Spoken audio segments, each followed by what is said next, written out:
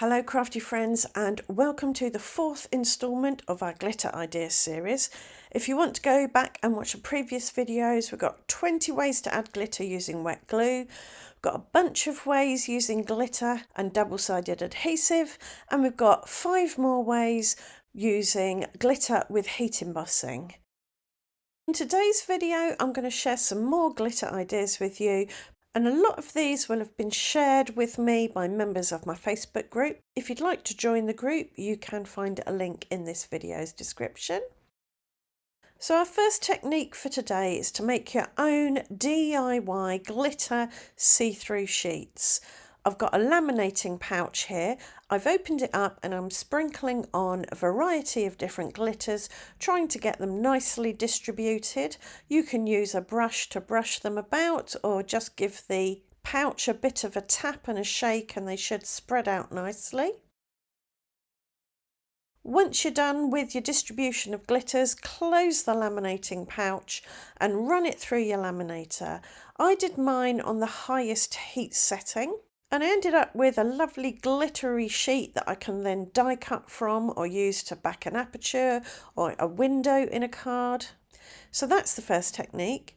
On to technique number 2 now, and that's to use glitter in shaker cards. To make a shaker card, you simply use a die to cut an aperture in a card panel. You then flip it over, add adhesive to the back. I use tape runner around my heart shape and zig 2-way glue on the fiddly bits. I let the zig 2-way glue dry for a bit so it became tacky, and then I placed a piece of acetate over it to create a window. Next, I went around the edge of my heart shape with some double-sided adhesive tape to create a little well. I also added double-sided adhesive tape to the rest of the panel so that it would be level when I stuck it on my card front. Then I dusted the inside of my well with some anti-static powder. This reduces the static on the plastic but also takes the sticky off the inside of the tape. For my shaker bits, I die cut some small hearts out of pearlized gold cardstock. I then added some pink glitter, and to seal my shaker pouch shut, I put some copy paper over the back. You can then stick this whole thing to the front of a card. I decided once I'd stuck the copy paper down that actually I could use more glitter on this project. So I took a piece of the glittery heat embossing that I made in the previous video, removed the copy paper from my shaker, and then glued the glittery heat embossed paper to the back of my aperture. So now when the card is stood up and all the shaker bits have fallen to the bottom, you've still got colour and glitter from the paper that's behind the aperture. So this next technique was shared with me after I'd done the release paper stencil mask video that I did back in July, and several people said try it with lace. So I've got some craft lace here and a piece of cardstock with double-sided adhesive on. I stuck the lace to the adhesive, shook over some silver glitter, knocked off the excess, burnished the glitter down with release paper, gave it a good brush, and then removed the lace, and this left a lovely lacy pattern. I then used a mixture of pink and copper glitter to fill in that empty space, and now I've got a beautiful lacy pattern. And the reason I use a mixture is because I accidentally put my copper glitter back into my pink glitter tube. And this next technique I saw on the Wow Embossing Powder channel. The demonstrator put double-sided adhesive on some cardstock, stuck a stencil to it, added glitter through the stencil, removed the stencil and then shook on more glitter.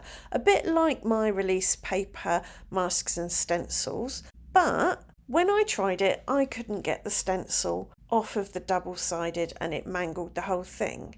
But then I happened to come across a video by Jennifer Maguire, and what she did with this technique was she added embossing ink to the stencil, and this stopped it sticking so much to the double-sided adhesive. And that's what I did today. So to do this technique, cover your stencil in sticky embossing ink, and that will stop it sticking too much to the double-sided sheet.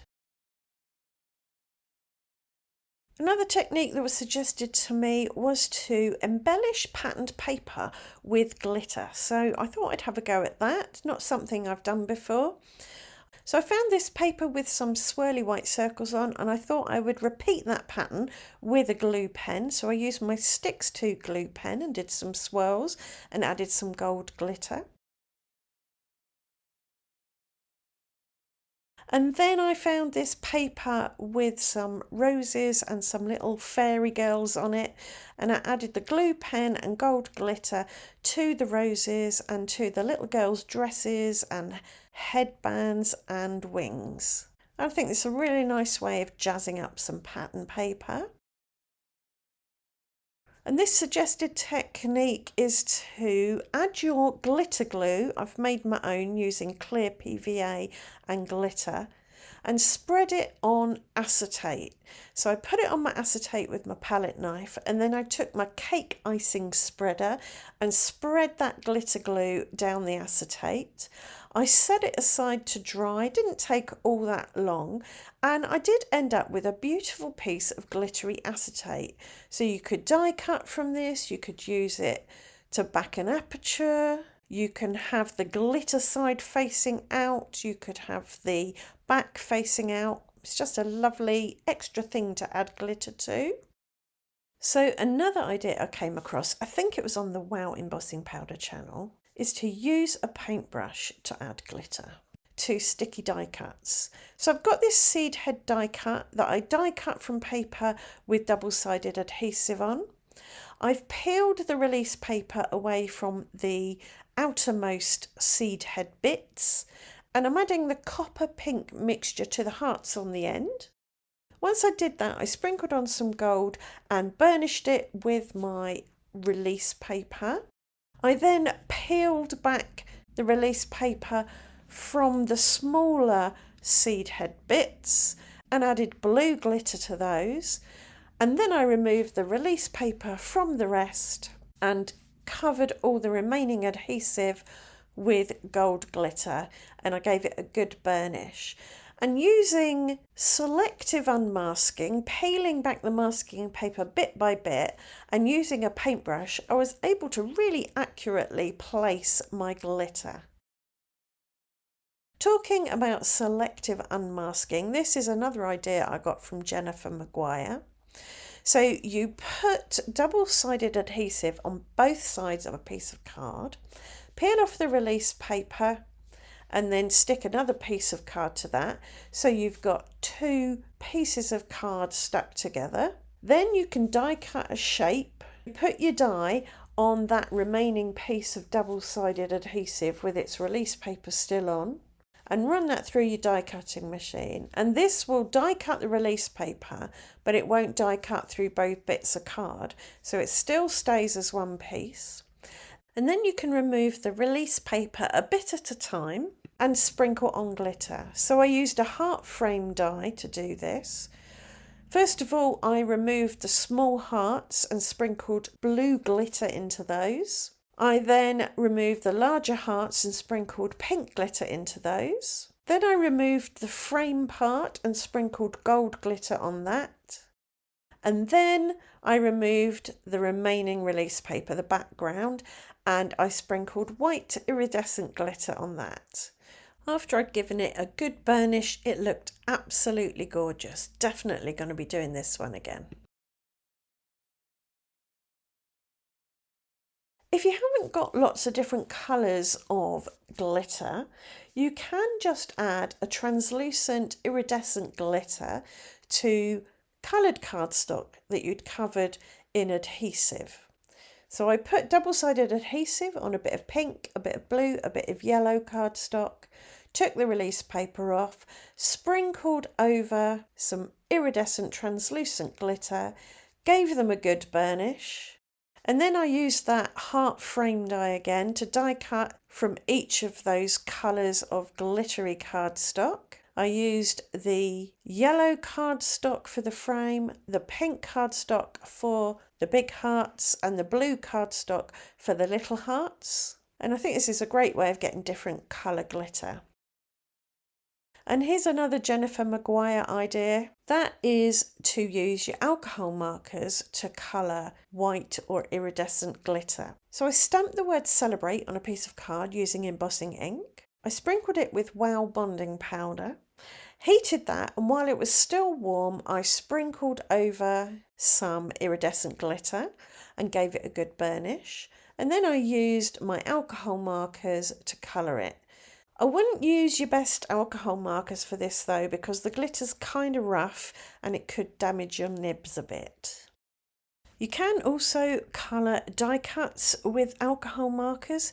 Here I've got some white glittery hearts that I die cut.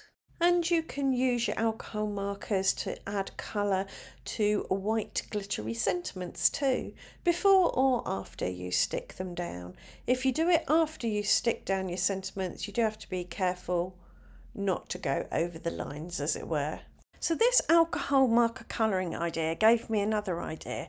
I thought, what if I stamp with coloured ink, then put bonding powder on it, then put iridescent glitter on it? Will I be able to get a coloured glitter effect on my stamping? And the answer is yes. So I stamped the word celebrate in Pine Needles Distress Oxides a couple of times. To make it super sticky, I stamped once with embossing ink on top. I then drizzled over some bonding powder, heated it with my heat tool, sprinkled over some glitter, tipped off the excess glitter, and then burnished it with my release paper, and it worked beautifully. And there you go, lots more ideas of things you can do with glitter, ways to get glitter out of your stash and onto your card. I hope you've enjoyed this little mini series. I do have a playlist with all my glitter idea videos in them, so check that out. And if you'd like to see more from me, do subscribe and ring the notification bell, and I'll see you back here very soon for another video. Thanks for watching, bye for now.